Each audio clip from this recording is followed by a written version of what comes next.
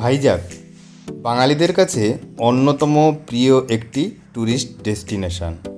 এই ট্যুরে আশ্চর্যজনক বোরা কেভের সাথে রয়েছে submarine museum, Kailasagiri, Rushikonda beach, Yarada বিচের মতো আরও অনেক ট্যুরিস্ট স্পট, যেগুলো না দেখলে বোঝা সম্ভব নয়। তাই ভাইজাগ আরাকুর উপর সম্পূর্ণ ট্যুর গাইড নিয়ে হাজির হয়েছি, যেখানে আমি মাথাপিছু ন্যূনতম কত খরচ হতে পারে সেই সম্পর্কেও আলোচনা করব।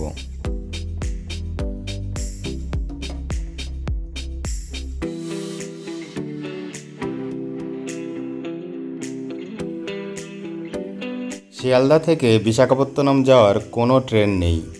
সব ট্রেন হাওড়া, শালিমার বা সাঁতরাগাছির থেকে ছাড়ে। আর এই সব ট্রেনগুলি কবে, কখন, কোথার থেকে ছাড়ে বা তাদের ভাড়া কত সেই সম্পর্কে ডিটেলসে এখানে আলোচনা করেছি। যদি প্রয়োজন হয় ভিডিও পজ করে দেখে নেবেন। কলকাতা থেকে ফ্লাইটে চেপেও আপনি বিশাখাপত্তনম যেতে পারেন। মোটামুটি 3-4 মাস আগে টিকিট কাটলে 4,000 থেকে 5,000 টাকা ভাড়া পড়তে পারে। বাস জার্নির কথা আর বললাম না, কারণ ওটা কমফোর্টেবল নয়। তো আমি এখানে করমণ্ডল এক্সপ্রেসের স্লিপার ক্লাসে ওঠার জন্য সাজেস্ট করব, কারণ স্লিপার ক্লাসের জার্নি ন্যূনতমর মধ্যে কমফোর্টেবল। তাছাড়া করমণ্ডল এক্সপ্রেস রেগুলার ছাড়ে এবং ভোর 4:30টায় পৌঁছায়, ফলে ওই দিনটা আপনি পুরোটাই ইউজ করতে পারবেন। তাহলে 475 করে যাওয়া আসা মিলে মাথাপিছু টোটাল 950 টাকা খরচ হচ্ছে। এখন সকাল 7:10, আমরা বিশাখাপত্তনম পৌঁছে গেছি। বিশাখাপত্তনম স্টেশনের 1 নম্বর প্ল্যাটফর্ম থেকে বাইরে বেরিয়ে আসলেই অপোজিটে আপনি পেয়ে যাবেন প্রিপেড অটো কাউন্টার। যদি আপনি স্টেশনের কাছাকাছি হোটেল বুক করেন তাহলে তো অটোর প্রয়োজনই নেই, কিন্তু আপনি যদি আরকে বিচের কাছাকাছি কোথাও থাকেন তাহলে আপনার 100 থেকে 150 টাকা ভাড়া পড়তে পারে। আমাদের যেমন 100 টাকা ভাড়া পড়েছিল। যেহেতু আমরা 4 জন ছিলাম তাই পার হেড 25 টাকা করে ভাড়া পড়ছে, আর যাওয়া আসা মিলে 50 টাকা পার হেড খরচ হচ্ছে। তাহলে আগের 950-এর সাথে এই 50 টাকা যোগ হয়ে মাথাপিছু 1,000 টাকা খরচ হচ্ছে।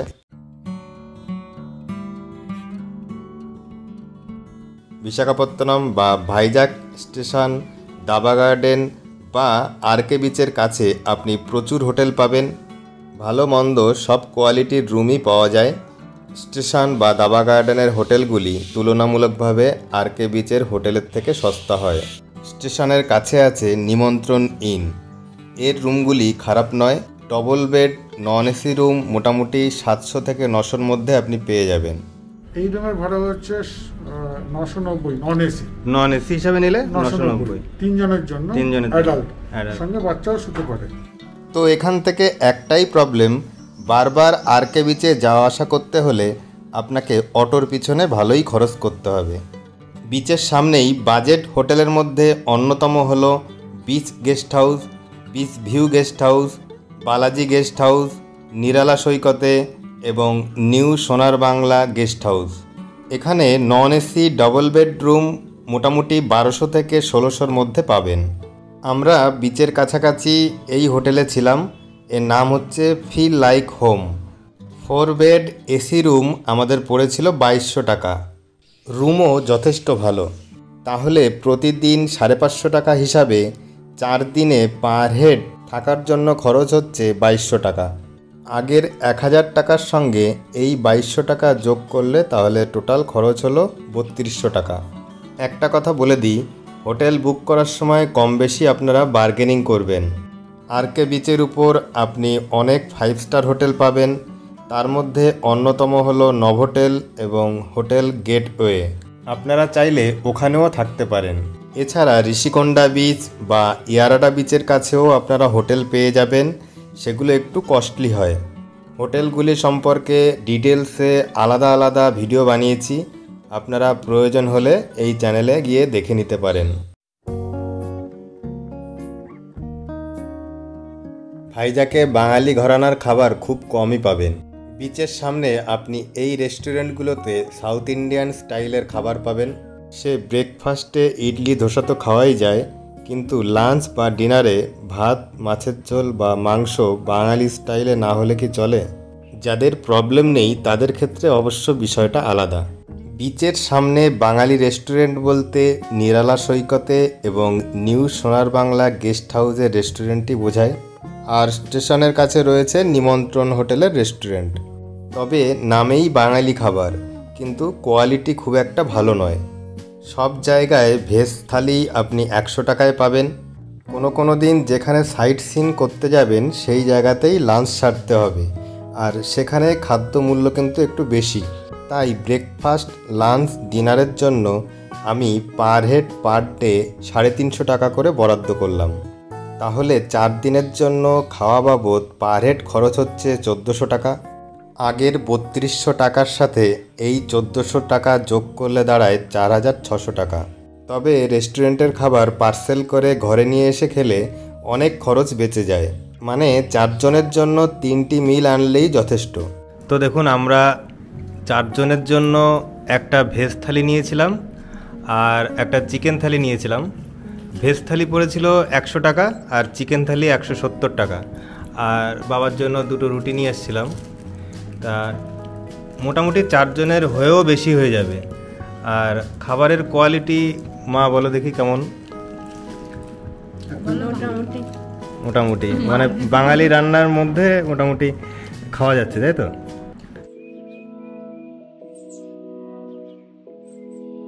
ভাইজ্যাকে ঘোরার অনেক জায়গা রয়েছে। আমি আপনাদের 4 দিনের একটি শিডিউল বানিয়ে দিচ্ছি। প্রথম দিন আরকে বিচ সংলগ্ন লোকাল সাইট সিইং করবেন। দ্বিতীয় দিন আরাকু ভ্যালি ট্যুর করবেন। তৃতীয় দিন ভাইজ্যাক সিটির উত্তর দিকের ট্যুর করবেন। আর চতুর্থ দিন ভাইজ্যাক সিটির দক্ষিণ দিকে ট্যুর করবেন। ট্রেন থেকে নেমে আপনি বেশ ক্লান্ত হয়ে পড়বেন, সেই জন্য সেই দিন বেশি বড় ট্যুর না রাখাই ভালো। দুপুরের দিকে আরকে বিচে স্নান করবেন। তারপরে রামকৃষ্ণ মিশনে যেতে পারেন। কাছেই কালী মন্দির আছে, সেখানে গিয়ে পুজো দিতে পারেন। আর সন্ধেবেলায় ওখানে মার্কেট আছে, সেই মার্কেটে কেনাকাটা করতে পারেন। এখানে আপনি ঘর সাজানোর জন্য প্রচুর হ্যান্ডক্রাফট শোপিস পাবেন। আরাকু ভ্যালি ট্যুরের জন্য সবচেয়ে সহজ এবং কমফোর্টেবল জার্নি হলো ট্রেন জার্নি। সাধারণত সবাই ট্রেনে গিয়ে বাসে বা গাড়িতে ফেরেন। আমি বলবো আপনি ট্রেনে গিয়ে ট্রেনেই ফিরুন, কারণ এখন ট্রেন শিডিউল টাইমেই মোটামুটি চলাচল করে। শুধু বাসে বা গাড়িতে চেপে বাড়তি খরচ কেন করব? বিশাখাপত্তনম থেকে কিরণডুল এক্সপ্রেস চেপে আপনি বোরাগুহালু স্টেশনে নামুন, আর সেখান থেকেই ট্যুরটা স্টার্ট করুন। সেকেন্ড সিটিংয়ে এই জার্নি খুব সুন্দরভাবে করা যায়। আইআরসিটিসিতে সেকেন্ড সিটিংয়ের ভাড়া হচ্ছে 65 টাকা। ভিস্টাডোম কোচেও আপনি সফর করতে পারেন, তবে প্রয়োজন হয় না। হ্যাঁ, শখ থাকলে অবশ্যই ভিস্টাডোম কোচে চড়বেন, খুব ভালো লাগবে। বিশাখাপত্তনম থেকে বোরাগুহালু পর্যন্ত ভিস্টাডোম কোচে আপনার ভাড়া পড়বে 580 টাকা। আরাকু স্টেশন থেকে বিশাখাপত্তনম আপনি যখন ফিরবেন তখন সেকেন্ড সিটিংয়ের ভাড়া পড়বে 75 টাকা। তাহলে যাওয়ার 65 টাকা এবং ফেরার 75 টাকা মিলে টোটাল 140 টাকা খরচ হলো। আরাকু ভ্যালি ট্যুরের জন্য আপনি বোরাগুহালু স্টেশনের বাইরে এইরকম 4 হুইলার বা অটো পেয়ে যাবেন। 4 হুইলারের ভাড়া 2500 থেকে 3000 টাকা, আর অটো ভাড়া 1500 থেকে 2000 মতো। তবে অবশ্যই বার্গেনিং করতে হবে। আমাদের 1500 পড়েছিল, আর আমরা যেহেতু 4 জন ছিলাম তাই পার হেড অটো ভাড়া 375 টাকা পড়ল। এর সাথে 140 টাকা ট্রেন ভাড়া যোগ করলে টোটাল 515 টাকা হচ্ছে। এখানে মূলত আপনাকে এই 6টি স্পট ঘোরাবে: Borra cave, Kalijora waterfalls, Galikonda view point, Ananthagiri coffee garden, tribal museum এবং পদ্মপুরম গার্ডেন। বোরা কেভের এন্ট্রি ফি 70 টাকা।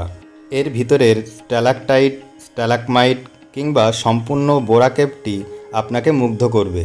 বোরা কেভ থেকে বেরিয়ে আপনি লাঞ্চ করে নিতে পারেন, তবে এপি ট্যুরিজমের হারিতা রেস্টুরেন্টে আপনারা খাবেন না, কারণ এখানে খাবারের কোয়ালিটি যেমন খারাপ, সেই রকম দাম অত্যাধিক বেশি। বাইরে অনেক রেস্টুরেন্ট পেয়ে যাবেন, সেখান থেকে লাঞ্চ করে নেবেন। আর এখানকার বিখ্যাত ব্যাম্বু চিকেন একবার টেস্ট করে দেখতে পারেন। 300 হাফ কেজি। এটা হলো কালীজোড়া ওয়াটারফলস। পাহাড়ের উপরের থেকে কি সুন্দর জলের ঝর্ণা নিচে বয়ে যাচ্ছে। বর্ষাকালে এর সৌন্দর্য অনেক অনেক গুণ বেশি হয়। এখানে যাওয়ার পথে এই ট্রাইবাল ভিলেজ আপনার মনকে আকৃষ্ট করবে। এবার গালিকোন্ডা ভিউ পয়েন্ট। রাস্তার পাশেই রয়েছে এই ভিউ পয়েন্টটি। অনন্তগিরি পাহাড়ের সৌন্দর্য এখান থেকে খুব সুন্দর উপভোগ করা যায়। চলে এসেছি অনন্তগিরি কফি গার্ডেনে।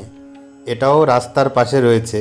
কফি গাছ দেখবেন, কফির পাকা ফল ছিঁড়ে হাতে নিতে পারেন। এখানে কিছু স্টল পাবেন যেখান থেকে কফি বা গোলমরিচ কিনে নিয়ে যেতে পারবেন। 20 रुपये और ये 130।